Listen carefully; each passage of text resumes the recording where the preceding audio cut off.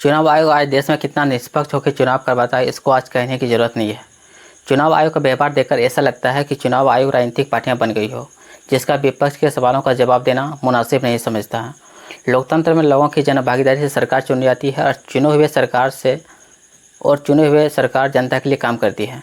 यह सारी प्रक्रिया जो चुनाव करवाता है वो एक संवैधानिक बॉडी है, जिसका रिश्ता न तो सरकार के पक्ष में होता है और न ही विपक्ष के साथ होता है। वह एक स्वतंत्र बॉडी है जिसका काम होता है कि लोगों की जनभागीदारी को साफ सुथरे तरीके से एक निष्पक्ष सरकार का चुनाव करवाना। राहुल गांधी ने वोट चोरी का जो आरोप चुनाव आयोग पर लगाए हैं वह एक गंभीर सवाल है।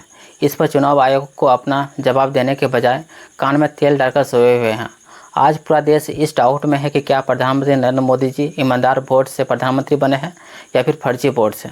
7 अगस्त 2025 को नई दिल्ली में एक प्रेस कॉन्फ्रेंस के दौरान राहुल गांधी ने चुनाव आयोग पर और भारतीय जनता पार्टी पर बड़े पैमाने पर वोट चोरी का आरोप लगाया। उन्होंने दावा किया कि 2024 के लोकसभा चुनावों और हाल में हुए विधानसभा चुनावों में वोटर लिस्ट में भारी गड़बड़ी की गई है। राहुल गांधी ने कहा कि उनकी पार्टी ने 6 महीने की गहन जांच के बाद पुख्ता सबूत जुटाए हैं, जो यह साबित करता है कि फर्जी और डुप्लीकेट वोटरों के जरिए वोट चोरी की गई है। हमारे पास स्पष्ट सबूत है कि चुनाव आयोग और भारतीय जनता पार्टी ने मिलकर कर्नाटक और महाराष्ट्र में वोट चोरी की गई है। कर्नाटक के मधेपुरा विधानसभा सीट पर करीब 6 महीने तक जांच करने के बाद पता चला कि 1,250,000 से अधिक वोट फर्जी पाए गए। चुनाव आयोग के द्वारा दिए गए वोटर लिस्ट से जो करीब 7 फीट ऊंचा है, जो कि मेरे वीडियो में आप देख पा रहे हैं। वोटर लिस्ट को एक एक करके खंगालने के बाद राहुल गांधी को जो सबूत मिले हैं उस पर गंभीर सवाल खड़ा हो रहे हैं।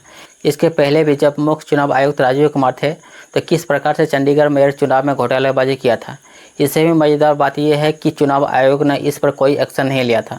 जब यह मामला सुप्रीम कोर्ट पहुंचा तब बीजेपी को अवैध घोषित कर आम आदमी पार्टी के पक्ष में फैसला दिया था। जब तक राजीव कुमार मुख्य चुनाव आयोग रहे उन पर कई राज्यों में चुनाव गड़बड़ी को लेकर चर्चाएं हुई, लेकिन वो अपना जवाब देने के बजाय विपक्ष को शायरी कहकर कोसते रहे। जब राहुल गांधी ने चुनाव गड़बड़ी का पूरा चिट्ठा खोला तो अब ना तो चुनाव आयोग कोई शायरी मारता है और ना ही कोई जवाब दे रहा। हाँ, चुनाव आयोग की जगह बीजेपी जवाब जरूर दे रही है, लेकिन वो चुनाव आयोग को बचाने के लिए।